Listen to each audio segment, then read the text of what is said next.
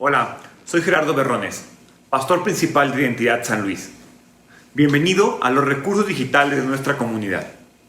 Estás a punto de escuchar un mensaje de nuestra serie sobre el libro de Génesis, el primer libro de la Biblia.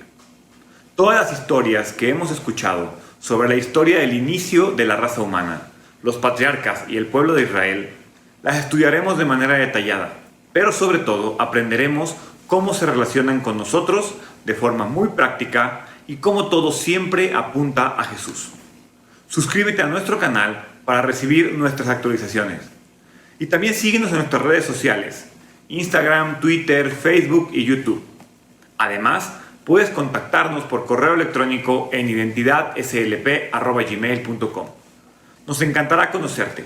Disfruta este mensaje.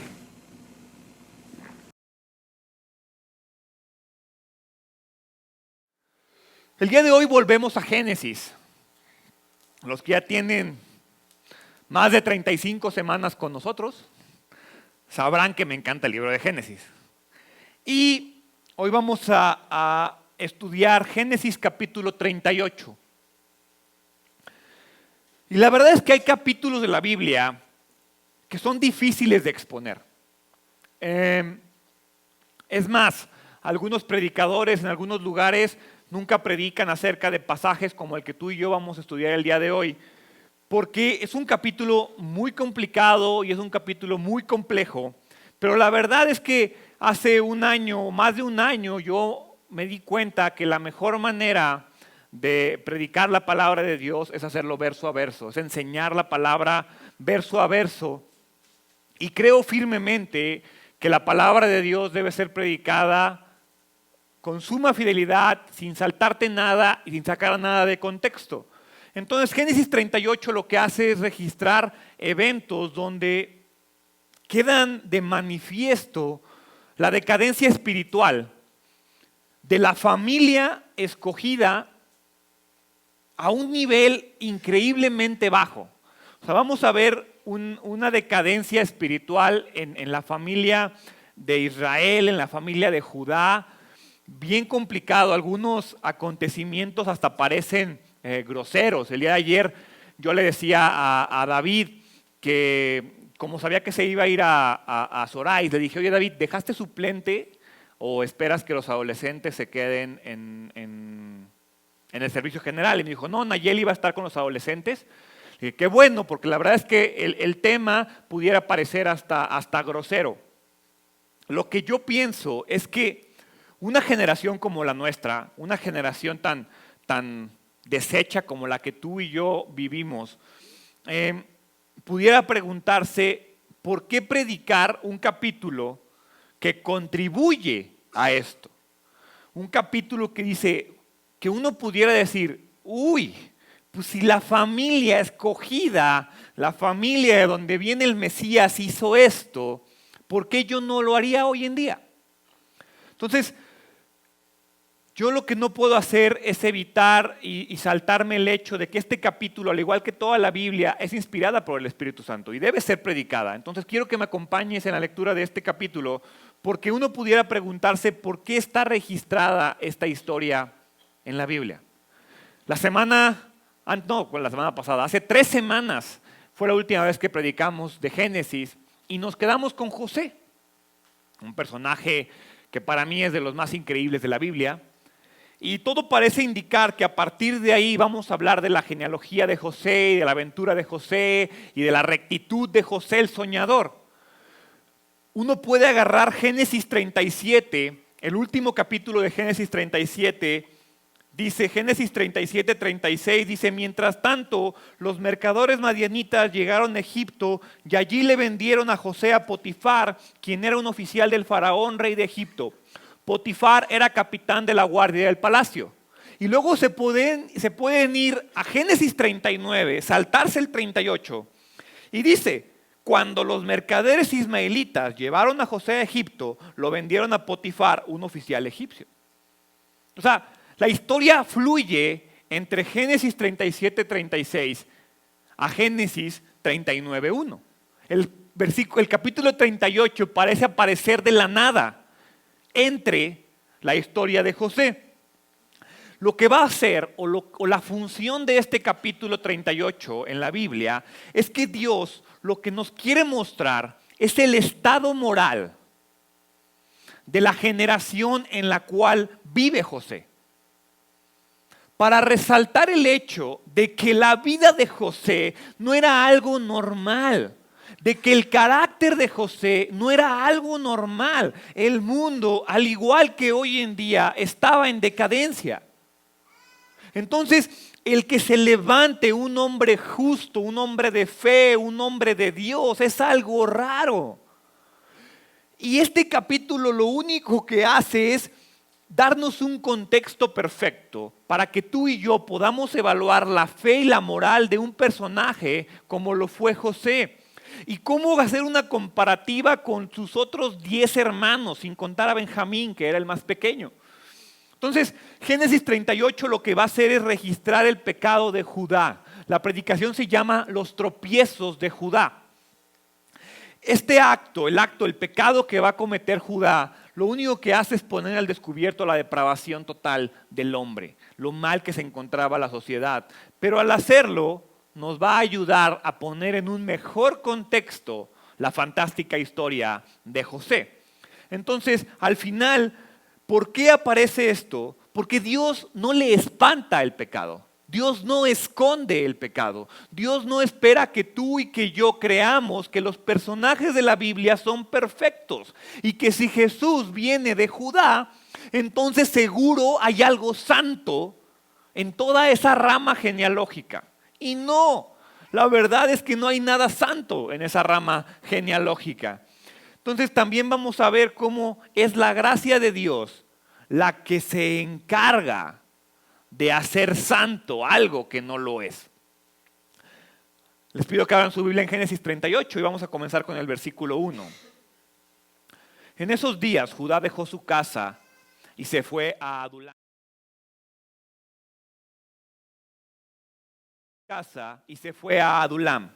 Donde se quedó con un hombre llamado Hira. Allí vio a una mujer cananea, la hija de Súa, y se casó con ella. Cuando se acostaron, ella quedó embarazada y dio a luz a un hijo y le puso por nombre Después volvió a quedar embarazada y dio a luz a otro hijo y le puso por nombre Onán. Además, dio a luz un tercer hijo y lo llamó Sela. Cuando nació Sela, ellos vivían en Quezib. Entonces, ¿qué pasa cuando desobedecemos a Dios?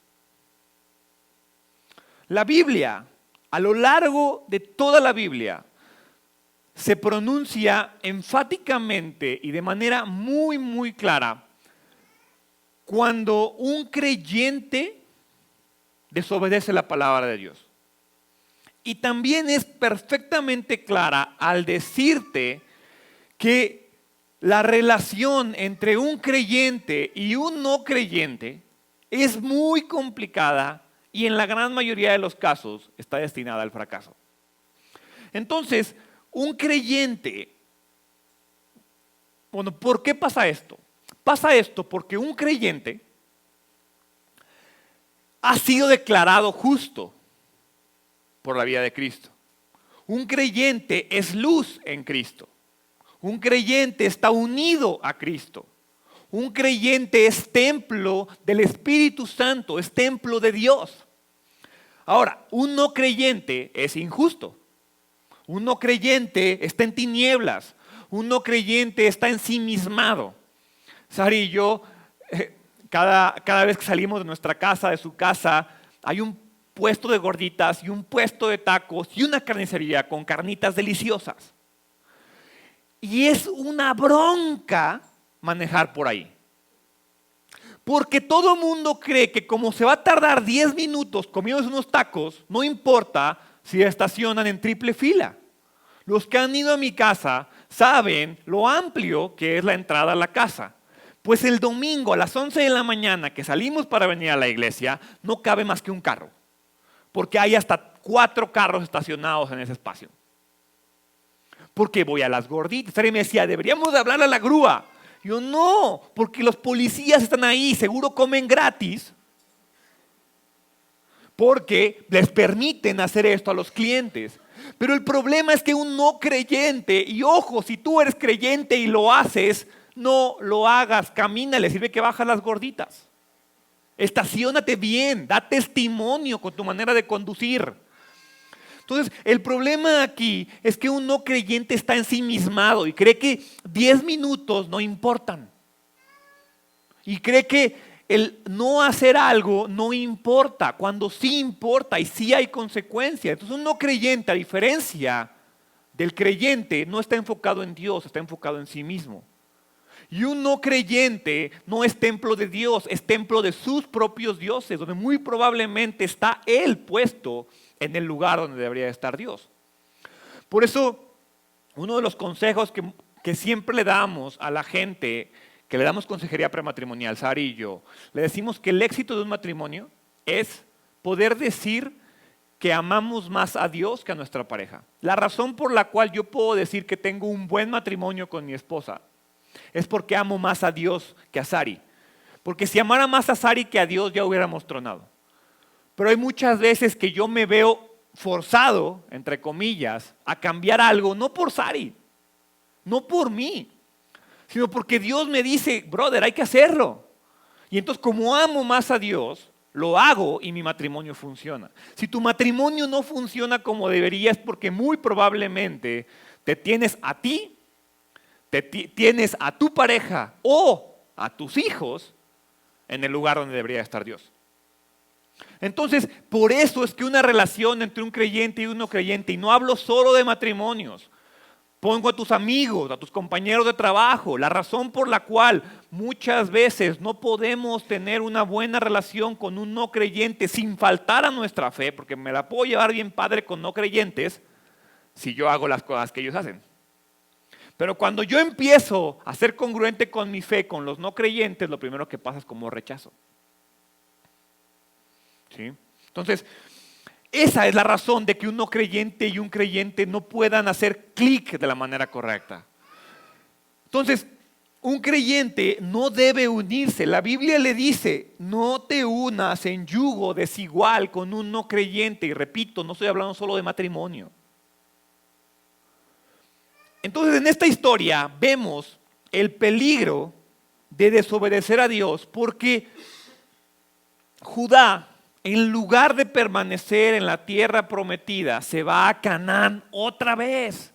Como muchos de sus antepasados, se va a Canaán. Moralmente hablando, los cananeos eran muy inferiores a los israelitas. No digo que sean malas personas, pero moralmente hablando, no eran congruentes con la palabra de Dios. ¿Por qué? Porque pues, ellos no consideraban la palabra de Dios su palabra. Entonces, uno pudiera creer que cuando Dios manda a Israel a Egipto, decir, no, pues, o sea, ¿por qué? O sea, ¿por qué de estar en la tierra prometida los mandó a Egipto? Porque Dios entiende algo y Dios dice, a ver, el pueblo de Israel, por más que está en la tierra prometida, está tan influenciada por el mundo que estoy perdiéndolos. Me los voy a llevar a Egipto. Y alguien puede decir, oye Gerardo, pero en Egipto hay faraones, en Egipto están peor. Sí, pero ¿sabes qué? En Egipto son sangrones con los extranjeros. En Egipto no se iban a mezclar con un israelita. Los cananeos les valía, los cananeos le tiraban al que se moviera. Entonces, por eso es que Dios en su misericordia termina llevándose a la tribu de Israel a Egipto, porque dijo, allá van a poder crecer sin mezclarse con los cananeos. Entonces aquí vemos cómo Judá comete su primer tropiezo. Primero, se sale de la tierra prometida y se va a Canaán. El segundo tropiezo, se casa con una cananea. Cuando Dios te dice, no lo hagas, entonces lo desobedece. Y continúa después de esto el versículo 6. Con el transcurso del tiempo, Judá arregló que su hijo mayor, se casara con una joven llamada Tamar. Pero era un hombre perverso ante los ojos del Señor y el Señor le quitó la vida. Entonces, Judá escoge una cananea para su hijo. Entonces, otro error de Judá. Y después, de que escoge a su esposa. Primero se sale de Canaán, escoge a su esposa cananea, todavía hace que su hijo se case con una cananea, entonces hace que se case con Tamar. Tamar es muy importante en esta historia. Lo que me llama la atención de estos dos versículos es que no te dice mucho de O sea, imagínate, uno podría decir, no, es que yo quisiera que mi nombre estuviera en la Biblia. Sí, pero que no sea como que son 2 versículos. Y dice, con el transcurso del tiempo, Judá arregló que su hijo mayor, se casara con una joven llamada Tamar, pero era un hombre perverso ante los ojos del Señor y el Señor le quitó la vida. Entonces, no entra en detalles. ¿Sí ven? No te dice qué pecado cometió te lo deja a la imaginación. Dice, vuela, echa a volar tu imaginación y piensa qué pudo haber hecho que le costara la vida. Solamente te dice, era un hombre perverso y solamente te dice que por eso Dios le quitó la vida. Entonces, no entra en detalle. Uno pudiera decir, no, seguramente era algo extremo, era algo brutal. O alguien pudiera decir, híjoles, quién sabe, igual fue una tontería, no sabemos. La Biblia no entra en detalles. Pero lo que sí les puedo decir es que el pecado en sí no es importante. Por eso no lo menciona. El pecado en sí no es importante, sino el corazón de quien comete el pecado es lo verdaderamente importante. Entonces, este pecado no solamente evidencia lo que pasa cuando la fe ya no es una fuerza activa en la vida del creyente. Eso es lo que está pasando aquí. O sea, yo estoy seguro, segurísimo, que no hizo una cosa mal y Dios lo mató. ¿Estamos de acuerdo con eso? Dice, era un hombre perverso ante los ojos de Dios. Y hemos visto las barbaridades que hizo Isaac, que hizo Abraham, que hizo Jacob, que hizo Esaú, y a ellos no los tronó. Imagínate lo que hizo para colmarle la paciencia a Dios. Entonces, como resultado, lo que vemos es que yo, más allá de clavarme en el pecado, lo que esto me dice es que era perverso porque dejó de lado su relación con Dios, porque quitó los ojos de Dios, porque, como les digo, la fe dejó de ser la fuerza activa en la vida de Y por eso quiero que te preguntes si la fe es la fuerza activa en tu vida, porque si no, pudieras estar destinado a que Dios diga que eres perverso a sus ojos y te quite la vida. Y entonces continúa el versículo 8, porque como resultado de la muerte de Judá ahora manda a su segundo hijo a tomar el lugar de Dice el versículo 8, entonces Judá dijo a Onán, hermano de cásate con Tamar como nuestra ley exige al hermano de un hombre que haya muerto. Tú debes darle un heredero a tu hermano. A esta costumbre se le llama levirato matrimonial. Esto lo que único que significa es que si una pareja se casaba y el esposo se moría sin tener descendencia, entonces era responsabilidad del siguiente hijo, del patriarca en este caso, tomar el lugar y darle descendencia al primogénito. Es decir, este hijo que iba a nacer de Onán y Tamar no iba a ser de Onán, iba a ser de Y entonces un hermano del fallecido debía casarse con la viuda para generar descendencia. Y vamos a ver lo que hace Onán. Aquí es donde les digo que ya se empieza a poner grosero. Sari me decía en la mañana en tono de burla, y nos sorprende la Rosa de Guadalupe. Bueno. Génesis 38, 9. Pero Onán no estaba dispuesto a tener un hijo que no fuera su propio heredero. Por eso, cada vez que tenía relaciones sexuales con la mujer de su hermano, derramaba el semen en el suelo. Esto evitaba que ella tuviera un hijo de su hermano. Así que el Señor consideró una maldad que Onán negara un hijo a su hermano muerto, y el Señor también le quitó la vida a Onán. Onán conoce la práctica del levirato. O sea, no estoy discutiendo si está bien o está mal la práctica del levirato. ¿Estamos de acuerdo? O sea, espero que eso ya no existe aquí, al menos en nuestra civilización. No se quieran agandallar de la viuda de su hermano. Entonces, ya no existe. ¿Sí? El punto es que en ese entonces era una práctica aceptada y conocida. Onán deliberadamente evita cumplir con su propósito, porque ese era su propósito. Y ni siquiera era un hecho de que a partir de ahí todos mis hijos eran de él. No, él podía darle un hijo a Tamar, que fuera el descendiente de Er, y después tener su propia descendencia. Pero era tal su egoísmo que dijo, no le quiero dar un hijo a mi hermano. Soy ególatra, estoy ensimismado, me estaciono 10 minutos en los tacos.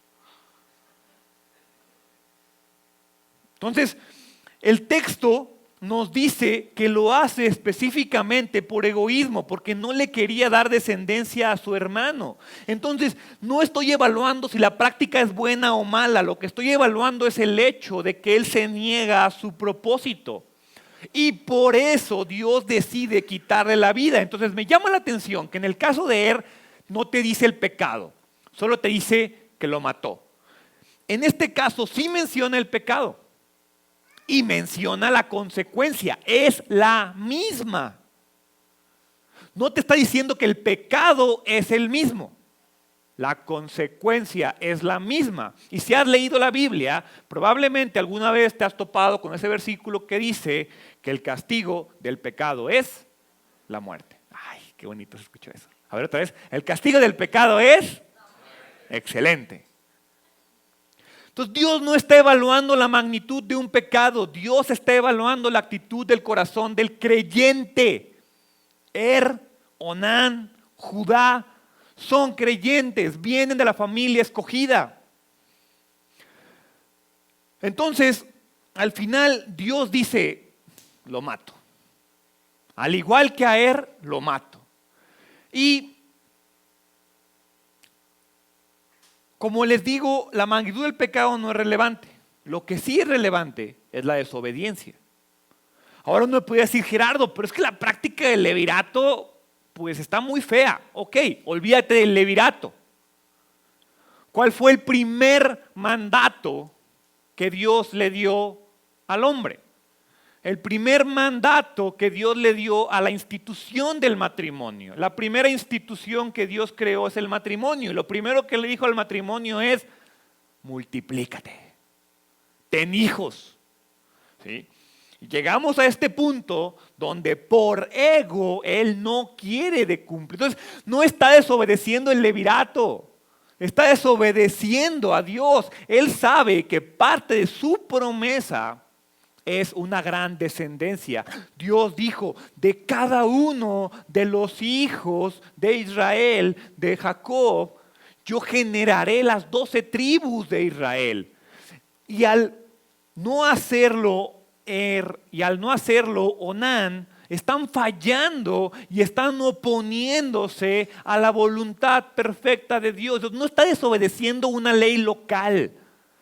El levirato, una tradición, no, está desobedeciendo la voluntad perfecta de Dios para el pueblo de Israel. Entonces, al final, Dios tiene promesas para nosotros. En este caso, la promesa es multiplicación, es ser fructíferos. Pero podemos rechazarlas porque tú y yo dejamos de confiar en ellas. Y eso es lo que está pasando aquí. Entonces, Onán lo que hace es, yo no voy a tener un hijo para mi hermano. Y como no lo voy a tener, me opongo a la voluntad de Dios. Ese es el problema. Dios no lo mató a la primera. ¿Sí ven cómo no fue como que una vez no quiere tener hijo y ya? No, la Biblia te hace ver específicamente que fueron muchas ocasiones las que Onán lo hizo. Entonces, lo hizo cuando de una manera deliberada pecas. Yo siempre lo he dicho, lo he dicho aquí muchas veces, a Dios no le espantan nuestros pecados. A Dios no le molesta nuestro pecado, a Dios le molesta que necies sobre el mismo pecado. La gente se lo he dicho, al menos sé creativo con tus pecados. Pero fallamos con el mismo. Siempre fallamos y batallamos y caemos con el mismo pecado. No somos ni creativos. Y es lo que vemos aquí. A Dios no le molestó. No fue el tema de que Él sacara el semen y lo derramara al piso. No, es que deliberadamente y en repetidas ocasiones se opone a la voluntad de Dios. por eso dice, ya, hasta aquí, te mueres. No es el pecado en sí, es la actitud del corazón del creyente. Y entonces versículo 11 nos dice, entonces Judá le dijo a Tamar, su nuera, vuelve a la casa de tus padres y permanece viuda hasta que mi hijo Sela tenga edad suficiente para casarse contigo. Pero en realidad Judá no pensaba hacerlo porque temía que Sela también muriera, igual que sus dos hermanos. Entonces Tamar regresó a vivir a la casa de sus padres. Entonces se muere Onán y ponte en los pies de Judá. Esta mujer hace que mis hijos se mueran. Porque ¿qué hace el hombre cuando algo le va mal? Le echa la culpa al de al lado. O sea, Judá, en lugar de decir, estaré teniendo problemas porque no estoy viviendo en la tierra prometida, estaré teniendo problemas porque mi esposa no es israelita, bueno, no es de la tribu de mi padre Abraham, estaré teniendo problemas porque los hice casarse con una cananea. No, seguro Tamar está maldita. Es culpa de ella, mujer de poca fe.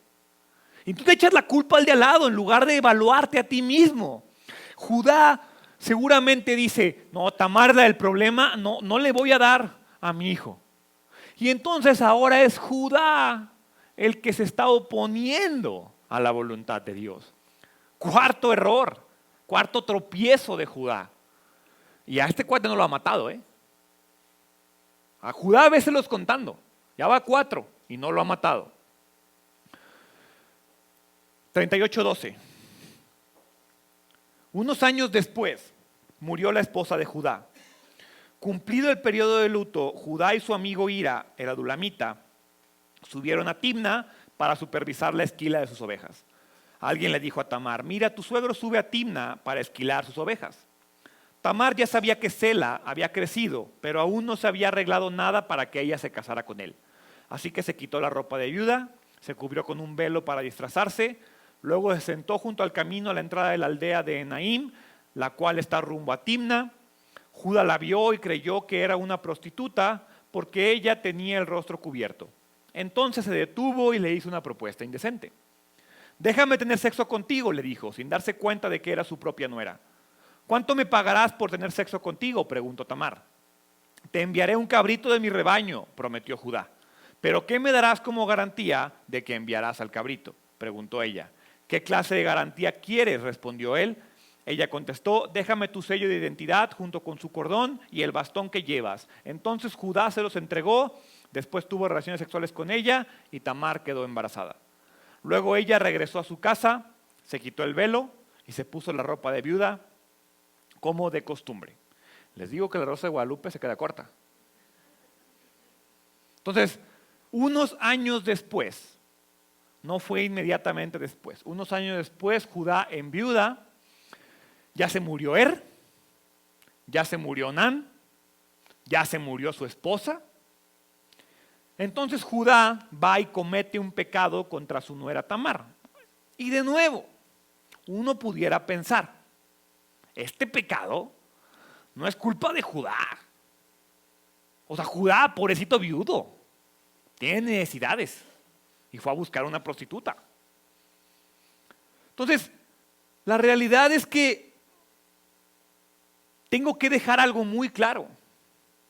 Tamar no es israelita. Tamar no es creyente. Si tú decidiste casarte con un no creyente y le echas la culpa de tus broncas a tu pareja, Dios te va a decir, no es culpa de tu pareja, es tu culpa, porque tú te casaste con el no creyente. Entonces, por más que Tamar haya sido la maestra del disfraz, ¿sí? Sacó el kit de Hollywood y no, era una mujer irreconocible y era imposible que Judá se diera cuenta que era Tamar. Por más que haya sido así, es culpa de de Judá. ¿Por qué? Porque Judá no tuvo que haberse casado con una cananea, no tuvo que haber hecho que sus hijos se casaran con una cananea, tuvo que haberle dado a Sela, también tuvo que haberlo hecho y no tenía por qué andar buscando prostitutas. Entonces no es culpa de Tamar, todo el problema es generado por Judá, porque Él desde el principio falló. Entonces, me gustaría que tú vieras tu situación actual, ese problema que tienes, esa complejidad que tienes, y entonces te vayas hacia atrás y apliques la técnica de los porqués. ¿Por qué estoy aquí? ¿Por qué estoy aquí? ¿Por qué estoy aquí? Y te garantizo que en un punto vas a topar pared y vas a decir, porque no estoy obedeciendo a Dios. En algún punto, en algún porqué, la respuesta va a ser, no estoy obedeciendo a Dios. Estoy yendo en contra de su voluntad. Y entonces, al final, lo que pasa aquí es que Dios dice, mira, yo hice una promesa. Yo hice una promesa a Abraham. La ratifiqué con Isaac. La seguí con Jacob. Y se la extendí a sus 12 hijos. Entonces, por la buena o por la mala, Judá tiene que tener descendencia. Y ya se murió su primogénito. Entonces, te guste o no, Tamar, buena o mala esposa, tiene que tener un hijo de Er. Y como nadie iba con la pobre viuda, pues ni modo. Judá comete un pecado y a través de ese pecado Dios cumple la voluntad. Ve lo sorprendente de lo que estoy diciendo. Al final su voluntad se va a cumplir por la buena o por la mala. Judá no quiere, Dios hace que Judá quiera. Y entonces, interesantemente, Judá no quiere, pero Tamar sí. La no creyente es la interesada en tener descendencia de su marido muerto. Y entonces se entera que Judá va a ir y no es como que dijo, ay, lo voy a engañar haciéndome pasar por prostituta. Seguro cae.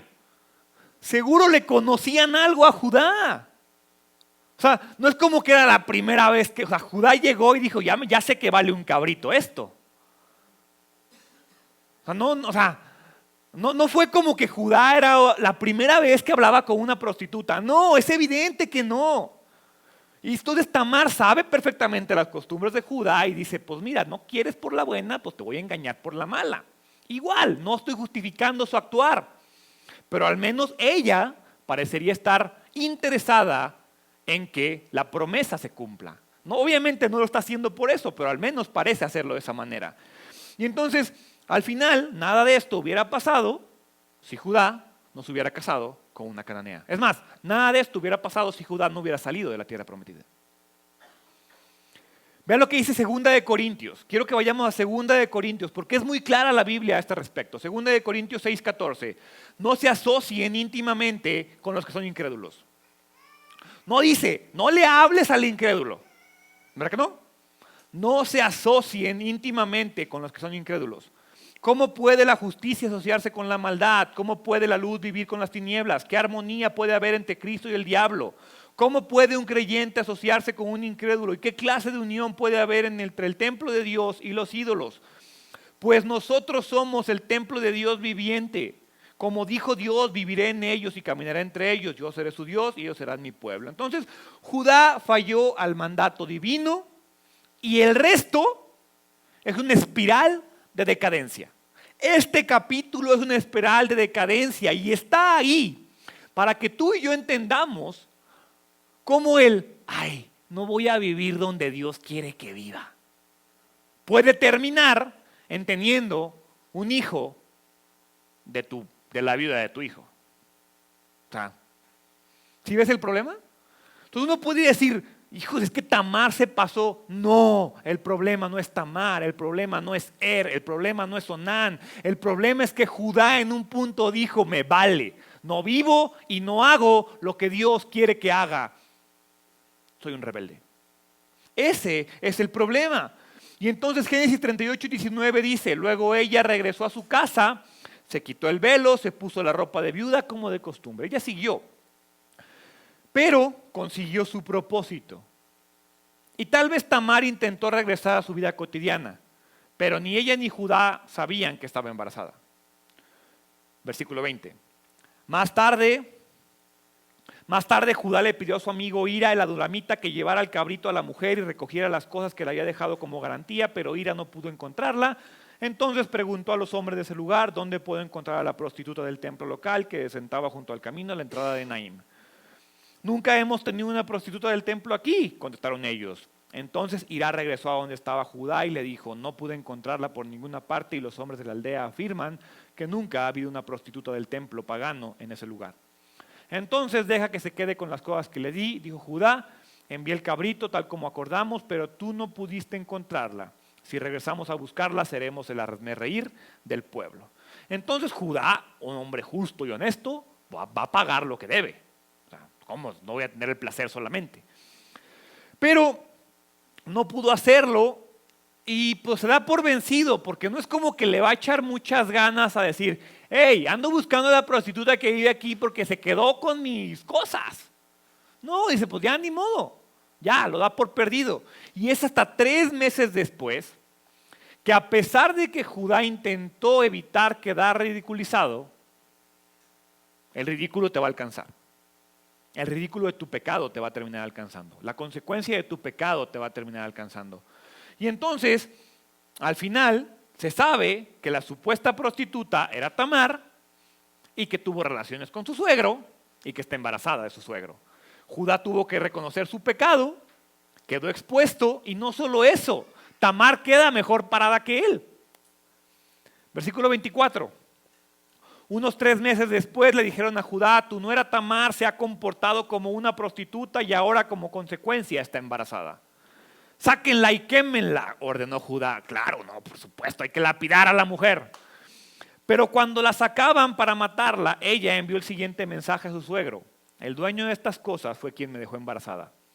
Fíjense bien, ¿de quién son este sello, este cordón y este bastón? Judá lo reconoció enseguida y dijo, ella es más justa que yo, porque no arreglé que ella se casara con mi hijo Sela. Y Judá nunca más volvió a acostarse con Tamar. Entonces, por donde le busquemos, Judá es el responsable de su familia. Eso incluye a Tamar. Él escogió a Tamar. Entonces, él es responsable de la no creyente que él metió a su casa. Y entonces yo no me puedo escudar en la falta de fe de mi pareja si yo escogí a mi pareja. Yo no me puedo escudar en la falta de fe de mis amigos si yo escogí a mis amigos. Yo no me puedo escudar en la falta de fe de mi jefe si yo escogí mi trabajo. ¿Sí me explico? Es que mi jefe me hace mentir en los números. No, tú mientes porque quieres. Yo alguna vez les he platicado que yo renuncié a un trabajo sin ser creyente, no les voy a decir que por la vida, no, simplemente no me hizo clic la manera en la que el jefe trataba a los empleados. Los trataba muy mal, y yo dije, no, sácate, y me salí de trabajar. Después pasé como 5 meses y casi quería regresar a pedirle de rodillas que me contratara otra vez, pero lo hice porque no me hizo clic. Entonces, al final, yo no puedo escudar mi pecado en la falta de fe de alguien más. Esa es mi responsabilidad. Y al final lo que vemos aquí es que Judá no puede negar la evidencia, su pecado queda expuesto y de tal manera afirma, reconoce su culpa, incluso llega a decir, imagínate lo que para Judá significa decir, esta mujer cananea prostituta es más justa que yo. Sopas. O sea, está súper complicado eso. Y este hombre, Judá, es uno de los hombres más importantes de la Biblia. Es un antepasado de Jesucristo. Es más, Jesucristo más adelante será reconocido como el león de la tribu del que se acuesta con prostitutas, del desobediente, del rebelde, del mentiroso. Para mí, esta es la prueba de que la Biblia es divina. Porque ¿qué hombre en su sano juicio se expone de esta manera? ¿Por qué Jesús y Dios pondrían este capítulo oscuro de su pasado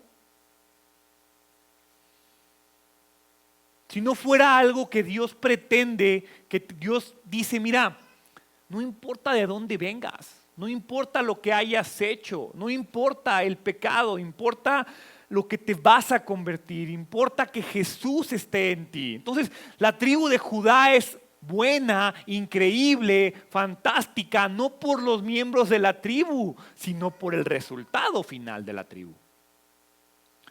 La palabra de Dios siempre va a denunciar al culpable, no importa quién sea el culpable, no importa que Judá sea el culpable, tengo que evidenciar su pecado.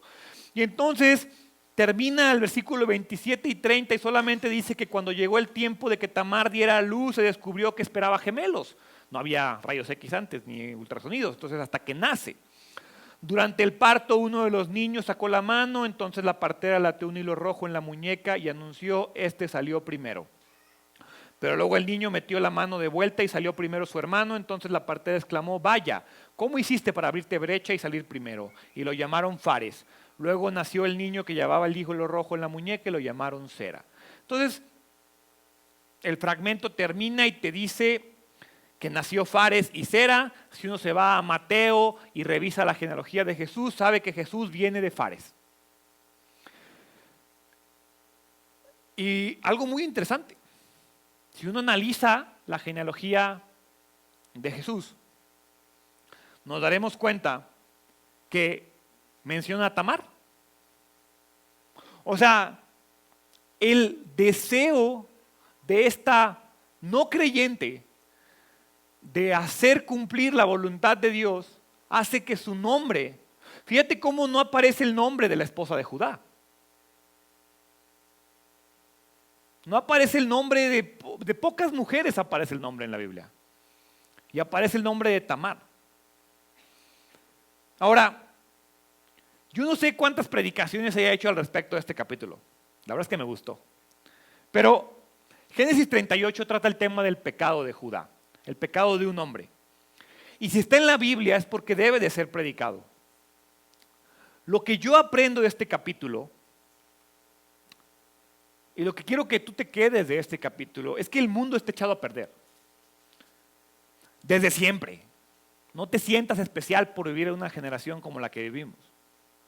Aquí ni Jesús había nacido y ya hay peores historias que las que vemos tú y yo en la tele. Sari tiene una frase que siempre dice que la realidad supera la ficción. Entonces, Judá se dejó llevar por el poder del pecado. Desobedeció, pecó.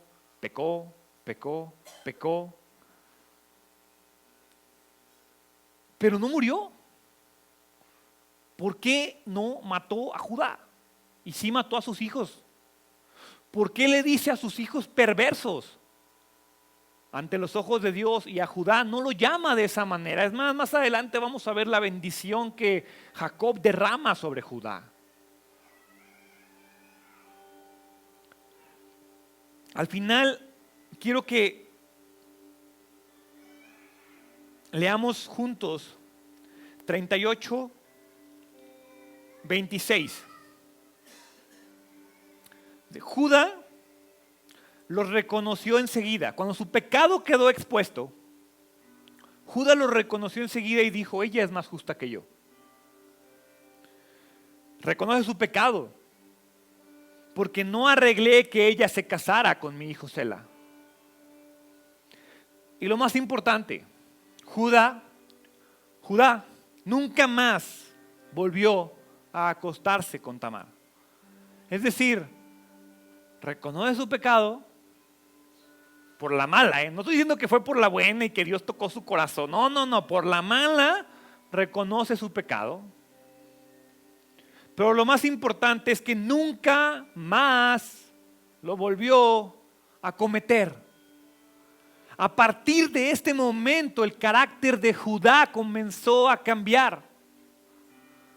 El arrepentimiento de quedar expuesto en su pecado y en su falta comenzó a trabajar en su carácter y comenzó a ser corregido.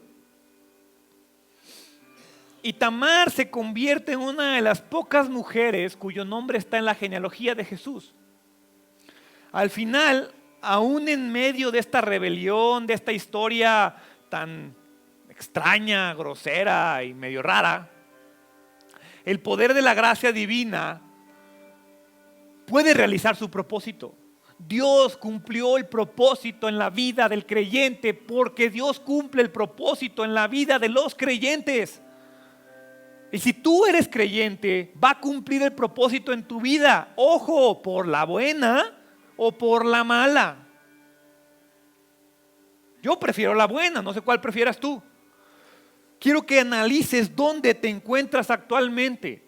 Quiero que pienses si tal vez tú crees que tu pecado es tan grande que te impide acercarte a Dios y Dios te está diciendo, no me importa el pecadito, el pecadote, el pecadón. Me importa la actitud de tu corazón. Y me importa que ese pecadito o pecadote lo reconozcas ante mí y nunca más lo vuelvas a cometer. Porque Judá tropezó. Pero ¿sabes cuál es la diferencia entre Onán y Judá? Que y Onán permitieron que su pecado los definiera al grado que Dios los llamó perversos. Que colmaron la paciencia de Dios. Si tú sigues con vida, no has colmado la paciencia de Dios. En el momento en el que un no creyente muere es porque Dios se colma la paciencia. Y Dios sabe que ya es una causa perdida. Si tú y yo seguimos con vida es porque sabe que no somos causas perdidas. Entonces, y Onán fueron definidos por sus pecados y por eso murieron. Judá no. Judá reconoció su pecado. Lo más importante, Judá aceptó las consecuencias de su pecado. El ridículo, el quedar expuesto, lo hizo. ¿Cómo estás afrontando tú el pecado en tu vida? ¿Por qué no cierras tus ojos y evalúas tu pecado, tu pecadito o tu pecadote? Y sea cual sea, lo pones en las manos de Dios. Dios, te doy gracias. Gracias. Porque hay veces que los mensajes son tan complicados, pero a la vez tan sencillos, que tu propósito queda tan evidentemente presentado. Y sé que el propósito de Génesis 38 es evidenciar mi pecado. Es hacerme ver que el problema no es la magnitud de mi pecado, sino la consecuencia de mi pecado. Y que no importa si mi pecado es chico o gigante, su consecuencia, si permanezco en él, es la muerte. Y que estoy destinado a la muerte si no reconozco mi pecado y me comprometo a no cometerlo nunca más. Padre, hoy quiero reconocer mis pecados. Hoy quiero ponerlos en tus manos. Hoy quiero entregárselos a tu Hijo Jesús. Y saber que de la misma manera que Judá se convirtió en el nombre y en la familia de la cual vendría el Mesías, porque tú llamas a Jesús el león rugiente de la tribu de Judá, hoy, Padre, hoy quiero que me reconozcas a mí como un seguidor de ese león rugiente. Hoy le entrego mi vida a ese hijo de este pecador. Hoy le entrego mi vida porque Jesús no fue definido por el pecado de su padre, porque su padre puso en sus manos su pecado, lo reconoció y lo entregó a ti. Y a través de ese reconocimiento y de ese arrepentimiento se generó el camino hacia tu Hijo. Hoy, Dios, reconozco a Jesús y hoy quiero que se genere una línea directa de mi vida hacia ese león rugiente, hacia ese Jesús. Hoy me arrepiento de todo corazón de mis pecados y me comprometo a no volverlos a cometer. Hoy, Padre, te entrego mi vida y pongo mi fe en tus manos para que la perfecciones y la trabajes. Hoy, Dios, entrego la vida de mí y de mis hermanos para que seamos confrontados con nuestros pecados. Te pido que siempre nos bendigas y que nos guardes en el nombre de Jesús. Amén.